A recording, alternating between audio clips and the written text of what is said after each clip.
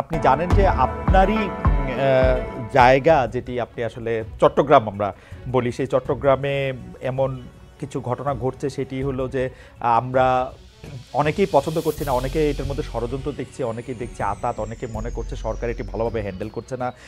এই আমরা যদি একদম নাম ধরে বলি যে শেখ হাসিনার আমলে সংখ্যালঘু নিপীড়নের বিচার করাটা ছিল হচ্ছে সম্মিলিত সনাতনী জাগরণ জোটের ব্যানারে যে ৮ দফা, তার প্রধান দাবি ৮ দফা নিয়ে দেশের তারা একের পর এক সমাবেশ করছিল। এমন এক অবস্থায় তাদের মুখপাত্রকে গ্রেপ্তার, জামিন নামঞ্জুর, তার জের ধরে একজন আইনজীবীকে হত্যা, এরপর সাম্প্রদায়িক সম্প্রীতি বজায় রাখার জন্য বর্তমান পরিস্থিতিটা, পুরো বিষয়টা অন্তর্বর্তীকালীন সরকার কি আসলে ঠিক ভূমিকায় রয়েছে কিনা, নাকি তারা রাজনৈতিক সরকারগুলির মতোই ভুল পদক্ষেপ নিচ্ছে? আপনার কাছে একটু জানতে চাইছি। ধন্যবাদ। একটু আমি পুরোনো দিকে ফিরে যাই। এই 1930-এর দশকে চট্টগ্রামের কথা যখন উঠলো, তাই 30-এর দশকে বলছি, একজন দারোগা, তার নাম ছিল আহসানুল্লাহ, তাকে একজন সন্ত্রাসবাদী, তৎকালীন যেগুলো যুগান্তর, অনুশীলন প্রভৃতির দল ছিল, তারা বিপ্লবী নামে অভিহিত ছিল, তারা আহসানুল্লাহকে হত্যা করে। তিনি বোধহয় গোয়েন্দা শাখার দারোগা ছিলেন। তখন চট্টগ্রামে একটা হিন্দু মুসলিম দাঙ্গা লাগার উপক্রম। এটা একটা পুরনো কাহিনী বলছে। এছাড়া যদি দেখেন, চট্টগ্রামে হিন্দু মুসলিম সম্পর্ক ঐতিহাসিকভাবে ভালো ছিল। চট্টগ্রাম একমাত্র জেলা বাংলাদেশে যেখানে বৌদ্ধদের একটা বিশাল আবাস আছে। বৌদ্ধ, হিন্দু এবং মুসলমান, এর মধ্যে দেখা যায়, আপনি যদি আব্দুল করিম সাহিত্য বিশারদের বিখ্যাত ইসলামাবাদ বইটা দেখেন, সেই বইটা 1919-20 সনে তিনি পত্রিকায় লিখেছিলেন। 1964 সনে এটা বাংলা একাডেমি থেকে বই আকারে বের হয়। এখন আব্দুল করিম রচনাবলীতেও পাওয়া যায়। সেই বইতে দেখবেন চট্টগ্রাম একটা অদ্ভুত জায়গা, যেখানে হিন্দু মুসলমান দাঙ্গা বলতে গেলে কখনোই ঘটে নাই। তা আজকে এই চট্টগ্রামকে কেন্দ্র করে যদি আপনি বাংলাদেশে সাম্প্রদায়িক দাঙ্গা বাঁধানোর উস্কানি যে কেউ দিয়ে থাকে, সেটা অত্যন্ত ঐতিহাসিক দিক থেকে দেখলে দুঃখজনক। এখন শেখ হাসিনার নাম যখন আপনি নিলেন, শেখ হাসিনার একমাত্র মূলধন, আজকে তিনি একটা বিবৃতি দিয়েছেন বলে তাদের পার্টির যে ভেরিফাইড ফেসবুক পেজ, তা থেকে প্রচারিত হয়েছে, যে তিনি বলছেন যে চট্টগ্রামে যে আইনজীবী সাইফুল সাহেবকে হত্যা করা হয়েছে, সেটা তিনি নিজেই বলেছেন দুঃখজনক। এবং এইটাকে কেন্দ্র করে যে সমস্যা দেখা দিয়েছে, সেটারও তিনি নিন্দা জানিয়েছেন। এবং তিনি এই সনাতনী জাগরণ মঞ্চের নেতার মুক্তি দাবি করেছেন। এটা একটু হাস্যকর মনে হয় এই জন্যে যে মূল সমস্যাটা যদি আমরা দেখি, যে সংখ্যালঘু নির্যাতনের কাহিনী যদি আপনি আদ্যপান্ত দেখেন, বাংলাদেশে শেখ হাসিনার আমলেও সেটা কোনোদিন কমেনি। সুতরাং এখন তিনি ক্ষমতাচ্যুত হয়ে, ক্ষমতা হারিয়ে পালিয়ে যাওয়ার পর আবার ক্ষমতায় ফিরে আসার পথে একটা গুটি স্বরূপ এই সংখ্যালঘুর অধিকারের প্রশ্নটা তুলছেন। তিনি একা তুললে তো একটা কথা ছিল, বলবো এটা পতিত স্বৈরাচারের স্বদেশ প্রত্যাবর্তনের একটা অজুহাত মাত্র। কিন্তু দুঃখজনক বিষয় হচ্ছে, আমাদের পুরা দক্ষিণ এশিয়া উপমহাদেশে এই একটা দেশের ভিতরের পরিস্থিতি আরেকটা দেশে প্রভাব বিস্তার করে। এখন পশ্চিমবঙ্গের মুখ্যমন্ত্রী মমতা বন্দ্যোপাধ্যায় সহ, অভিষেক বন্দ্যোপাধ্যায় সহ, তারা একদিকে বলছে আমরা পাশের দেশের অভ্যন্তরীণ ব্যাপারে কথা বলবো না, তবে এ ব্যাপারে আমরা কেন্দ্রীয় সরকারের নীতির সাথে একমত। এইখানে দেখা যাচ্ছে বিষয়টা বাংলাদেশের সীমা পার হয়ে পাশের দেশে চলে গিয়েছে, এবং এটা তাদের লক্ষ্য হচ্ছে এটাকে আন্তর্জাতিক রূপ দেওয়া। ধরুন, আইনজীবী সাইফুল সাহেবকে যেভাবে হত্যা করা হয়েছে, তা একেবারে একটা উদ্দেশ্য প্রণোদিত হত্যা বলে মনে হয়। তার লক্ষ্য ছিল যে এইটাকে কেন্দ্র করে চট্টগ্রাম থেকে যদি আগুন শুরু হয়, সেটা বাংলাদেশে ছড়িয়ে পড়তে আর বেশি দিন লাগবে না। এমনিতেই চট্টগ্রাম বাংলাদেশের দক্ষিণ পূর্ব কোণে অবস্থিত। তো সেই দাঙ্গা তারা সৃষ্টি করতে চেয়েছিলেন, সেটা হয়তো অসীম রাজনৈতিক ধৈর্যের কারণে বাংলাদেশের জনগণ সেটা আপাতত সফল হতে দেয়নি। কিন্তু ভবিষ্যতে একই প্রক্রিয়া যে শুরু হবে না তা বলা যায় না।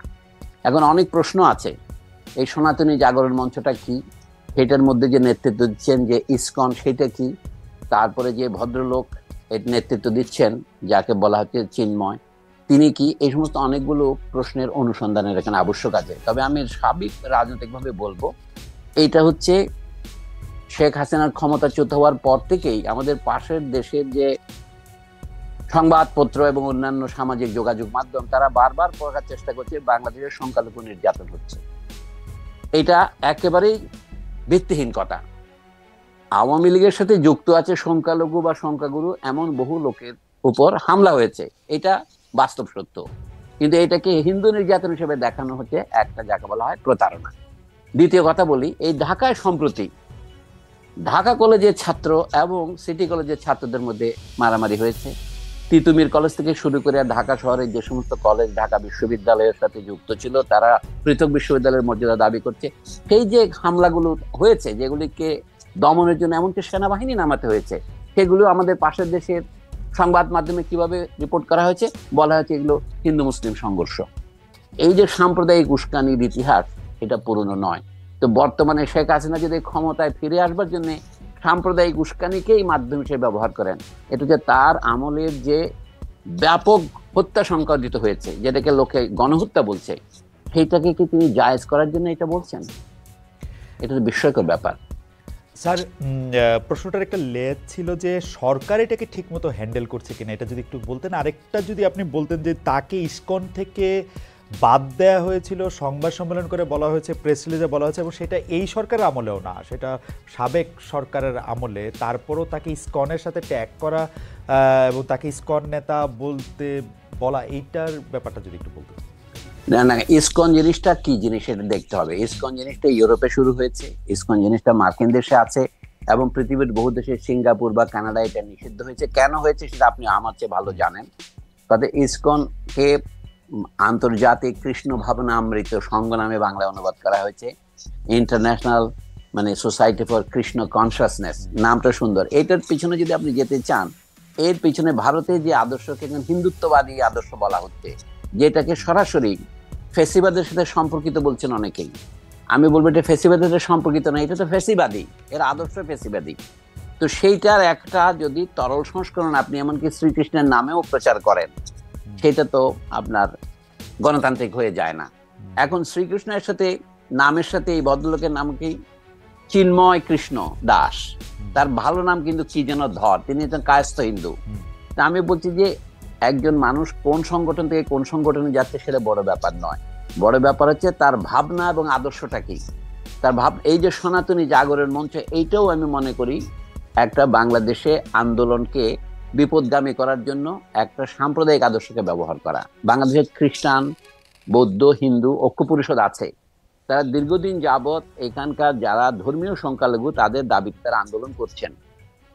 সেই আন্দোলনে তো বহু পথ আছে, আমি তাকে আন্দোলনের পথ শিখিয়ে দেব না, কিন্তু এখন তারা যে এজিটেশন নিচ্ছে, ধরুন একজন মানুষকে গ্রেপ্তার করা হয়েছে, বাংলাদেশে শত শত রাজনৈতিক নেতাকে গ্রেপ্তার করা হয়েছে, শেখ হাসিনার আমলেও হয়েছে, এর আগে অন্যান্য আমলে হয়েছে, সামরিক আমলেও হয়েছে, এখনো হচ্ছে। এখন যে সরকার, এটা হচ্ছে অস্থায়ী সরকার, অন্তর্বর্তী বলছি আমরা। এই সরকারের আমলেও যারা গ্রেপ্তার হয়েছে তাদেরকে আদালত থেকে অনেক সময় দেখা গেছে লোকের ডিম ছুঁড়ে মারছে, নানা রকমের অনাচার করছে, যেগুলি খুব অভিপ্রেত নয়। কিন্তু চট্টগ্রামে একজনকে যদি গ্রেপ্তার করা হয় অথবা তাকে যদি জামিন দেওয়া না হয়, তাহলে আদালতে হামলা করতে হবে, এটা সাধারণ ব্যাপার নয়। এই যে অসাধারণ দিক, আমি এটার কথাই বলছি। এখন সরকার যদি ঠিকভাবে নিয়ন্ত্রণ করতে না পারে, এটা দুঃখজনক। এই সরকারের যোগ্যতার প্রশ্ন আমি তুলছি না, তার বৈধতার প্রশ্ন তুলছি না। এই সরকার তো নানা দিক থেকে বাধার মুখোমুখি হচ্ছে, এমনকি তার খোদ আমলাতন্ত্র তার সাথে সহযোগিতা করছে না বলে সরকারের ভিতর থেকে আমরা নানা রকমের উষ্মা শুনতে পাচ্ছি। এখন তো অন্তর্বর্তীকালীন সরকারের এখনো 4 মাস পার হয়নি, তাদের নানা রকমের দুর্বলতা আছে বটে, কিন্তু সেইগুলি আমাদের জন্য বড় হয়ে উঠছে নাকি যে স্বৈরতন্ত্রকে অনেক রক্তের বিনিময়ে 15-17 বছরের তার যে অত্যাচার, তার থেকে মানুষ যে খানিকটা মুক্তি পেয়েছে, তখন যে শূন্যতা তৈরি হয়েছিল, একটা কথা আছে না, প্রকৃতি শূন্যতা সহ্য করে না, সেই শূন্যতা ঘূর্ণিবার্তার মতো এসে এই অস্থায়ী সরকারকে গঠন করেছে। অনেকে জিজ্ঞাসা করে এই সরকার বৈধ কিনা, এটা শপথ নেওয়া ঠিক হয়েছে কিনা। আমি এগুলিকে মনে করি এগুলো একাডেমিক কুতর্ক। আসলে দেশের দুর্বল অবস্থায়, দেশ যখন বলতে গেলে নেতৃত্বহীন, সেই সময় যাকে ছাত্র এবং জনসাধারণ যারা আন্দোলনে প্রাণ দিয়েছে তাদের প্রতিনিধিরা যাকে মনোনীত করেছেন, আপাতত তিনি সরকারে আছেন। তো তার যোগ্যতার অনেকগুলো ঘাটতি আছে। যেমন সরকার চলতে পারে না যদি তিনি সেনাবাহিনীর সমর্থন এবং সহযোগিতা না পান, সরকার চলতে পারে না তিনি যদি দেশের জাতীয় আমলাতন্ত্রের সহায়তা না পান। বর্তমান সরকার অনেক দুর্বলতা আছে বটে, কিন্তু এইটা হচ্ছে অসাধারণ পরিস্থিতি, যেখানে সংঘবদ্ধভাবে দা দিয়ে কুপিয়ে আদালত প্রাঙ্গণে একজন সহকারী সরকারি কৌঁসুলিকে, এপিপি কে হত্যা করা হয়েছে। তো এইটা অবশ্যই সরকারের একটা ব্যর্থতা, কারণ সরকারকে দায়িত্ব নিতে হবে। এই ব্যর্থতার জন্য সরকারকে আপনি ফাঁসি দেবেন? ওকে স্যার, আমরা একটু সরকার গঠনের প্রসঙ্গটার মধ্যে আসি। আপনি একটু কিছুটা বললেন যে নেতৃত্বহীনতার সময় দায়িত্ব নেওয়া হয়েছে সেই সরকারকে ওভাবে বিবেচনা করা, কিন্তু আমরা তো দেখছি যে ক্রমাগতভাবে এই সরকার সাংবিধানিক কিনা, সংবিধানের অধীনে সরকার শপথ নিয়েছে কিনা, সংবিধানটা এখন ছুঁড়ে ফেলে দেওয়া উচিত কিনা, এরকম নানা ধরনের কথা আমরা শুনছি। আমরা সংবিধান সংস্কার একটা কমিশনও গঠিত হতে দেখেছি স্যার, আপনার একরকম বন্ধুই তার নেতৃত্বে। তো সেইটার ব্যাপারে স্যার আপনি কি বলবেন? সংবিধানের কোন অংশটাতে আপনি সংস্কার চান? আমি আরেকটু স্যার এটার মধ্যে যুক্ত করতে চাই, আপনি বরাবরই ধর্মকে রাষ্ট্র পরিচালনার মধ্যে থেকে ব্যবহৃত যেভাবে হতে চায় সেটার বিরোধিতা করে আসছেন। ও জায়গা থেকেও যদি একটু বলেন যে সংবিধানের সংস্কার যদি হয়ও, তাহলে সেইখানে আসলে রাষ্ট্রধর্ম বা ধর্মনিরপেক্ষতা এগুলি আসলে কিভাবে থাকবে? আপনাকে এখন আমি আরেকটা বইয়ের উল্লেখ করি। আবুল মনসুর আহমদ সাহেব একটা বিখ্যাত বই লিখেছিলেন, 1968 সনে প্রকাশিত হয়েছিল। উনি মারা গেছেন সম্ভবত 1978-79-তে। এর বইয়ের কয়েকটা সংস্করণ হয়েছে। সেখানে তিনি একটা মজার কথা উল্লেখ করেছেন সংবিধান সম্পর্কে বলতে গিয়ে। পাকিস্তানের প্রতিষ্ঠাতা ছিলেন মোহাম্মদ আলী জিন্নাহ। তার সম্পর্কে পাকিস্তানের সংবিধানের শুরুতে একটা মিথ্যা কথা লেখা হয়েছে। সেটা কি? যে মোহাম্মদ আলী জিন্নাহ পাকিস্তানকে একটা ইসলামী রাষ্ট্র হিসেবে গড়ে তুলতে চেয়েছিলেন। ঐতিহাসিক তথ্য হিসেবে সঠিক নয়, কারণ পাকিস্তানের গণপরিষদে মোহাম্মদ আলী জিন্নাহ 1948 সনে যে ভাষণ দিয়েছিলেন তাতে পরিষ্কার আছে পাকিস্তান একটা সেকুলার ডেমোক্রেটিক রাষ্ট্র, বা আপনি লিবারাল কথারও যোগ করতে পারেন।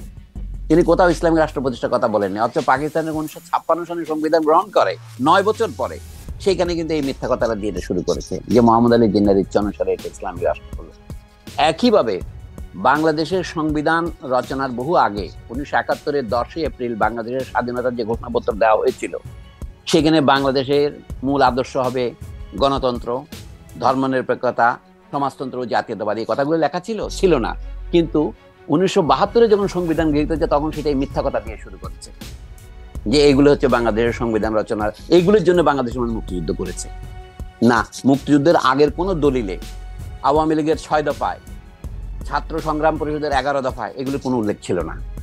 শুধু উল্লেখ ছিল বৃহৎ শিল্প পাট প্রভৃতি জাতীয়করণ করা হবে। আওয়ামী লীগ 11 দফাটা গ্রহণ করেছে শেষ মুহূর্তে, যেন বাংলাদেশের জনগণের মধ্যে যে সাম্যের যে আকাঙ্ক্ষা সেটাকে খানিকটা নিজের পক্ষে টানার জন্য। এবং 1972-এর সংবিধানের যে প্রধান ত্রুটি সেটা হচ্ছে এটা মিথ্যা প্রিয়াম্বল দিয়ে সে শুরু করেছে। 71-এর 10 এপ্রিলের যে ঘোষণাপত্র সেটা হচ্ছে বাংলাদেশের মুক্তিযুদ্ধের প্রকৃত ঘোষণাপত্র। অন্যগুলো ছিল কন্টিনজেন্ট, সাময়িক কথাবার্তা। মাঠের সেনাপতিরা কি বলেছেন অথবা অন্যান্য রাজনৈতিক নেতারা তাদের গ্রামে কি বলেছেন সেটা ধর্তব্য নয়। বাংলাদেশের সরকার গঠিত হওয়ার আগে 10 এপ্রিল, 17 এপ্রিল সরকার শপথ নিয়েছে আমরা জানি পরের সপ্তাহে। তো এই সরকার ঘোষণা দিয়েছিল বাংলাদেশ গঠিত হবে 3টা বড় আদর্শকে ভিত্তি করে, যে জনগণের মধ্যে সাম্য, মানুষের মর্যাদা রাষ্ট্র দেবে এবং সমাজে সুবিচার প্রতিষ্ঠা হবে। এইগুলি ছাড়া এগুলি কিছু অনুবাদ করে গণতন্ত্র, সমাজতন্ত্র, ধর্মনিরপেক্ষতা, জাতীয়তাবাদ বলেছে, এগুলি তো ভুয়া কথা। পরবর্তী এরশাদের সময়ে রাষ্ট্রধর্ম ইসলাম ঢোকানো হয়েছে। এখন এটা পরিস্থিতিকে জটিল করে তুলেছে। সমস্যা হচ্ছে বাংলাদেশে যদি ন্যায় বিচার প্রতিষ্ঠিত হয়, অর্থাৎ গণতান্ত্রিক শাসন ব্যবস্থা থাকে, বাকি সবগুলোর গ্যারান্টি। আবুল মনসুর আহমদ পরিষ্কার করেই বলতেন আমাদের রাষ্ট্র চিন্তাবিদদের মধ্যে একজন বড় চিন্তাবিদ কিন্তু উনি, যদিও আমরা তাকে এখন পাত্তা দিচ্ছি না। তিনি আওয়ামী লীগের প্রথম যুগের নেতা এবং এমনকি একসময় পাকিস্তানের অস্থায়ী প্রধানমন্ত্রী হয়েছিলেন। সেই ভদ্রলোক বলছেন গণতন্ত্রই হচ্ছে ধর্মের গ্যারান্টি। আমি এই জন্য বলছি যারা ভারতবর্ষে মুসলিমদের নিরাপত্তা এবং নিরাপত্তার গ্যারান্টি চান সেইটাকেই ভারতবর্ষে ধর্মনিরপেক্ষতা বলেন। সমস্ত মুসলিম নেতারা তাই বলেন। আসাদুদ্দিন ওয়াইসি থেকে শুরু করে আপনার এবং আজাদ কাশ্মীরের অথবা কাশ্মীরের নেতারা পর্যন্ত, ভারতের দিল্লির শাহী মসজিদের ইমামরা পর্যন্ত সকলে কিন্তু চান। কিন্তু বাংলাদেশে তাহলে আপনি কেন সেই আদর্শ থেকে বিচ্যুত হচ্ছেন? আমি বলছি ন্যায় বিচারের মধ্যেই, গণতন্ত্রের মধ্যেই ধর্মের গ্যারান্টি আছে। সকল ধর্মের ধর্ম পালনের স্বাধীনতা, এইটা হচ্ছে বাংলাদেশের মুক্তিযুদ্ধের আসল গ্যারান্টি ছিল। মুক্তিযুদ্ধে কি বলেছিল? আমরা বৌদ্ধ, আমরা খ্রিস্টান, আমরা হিন্দু, আমরা মুসলমান, আমরা সবাই বাঙালি, এই ছিল স্লোগান মুক্তিযুদ্ধের। কিন্তু মুক্তিযুদ্ধের পরে আমাদের সংবিধানে যে জিনিসটা পরিবর্তন করা দরকার, আপনি জিজ্ঞাসা করেছেন তাই বলছি, বাংলাদেশের অধিবাসীগণ বাঙালি বলে পরিচিত হইবেন, এটা কিন্তু মুক্তিযুদ্ধের চেতনার পরিপন্থী। বাংলাদেশের অধিবাসীগণ বাঙালি এবং অবাঙালি নির্বিশেষে বাংলাদেশের জনগণ বলে পরিচিত হইবেন। অসুবিধাটা কি?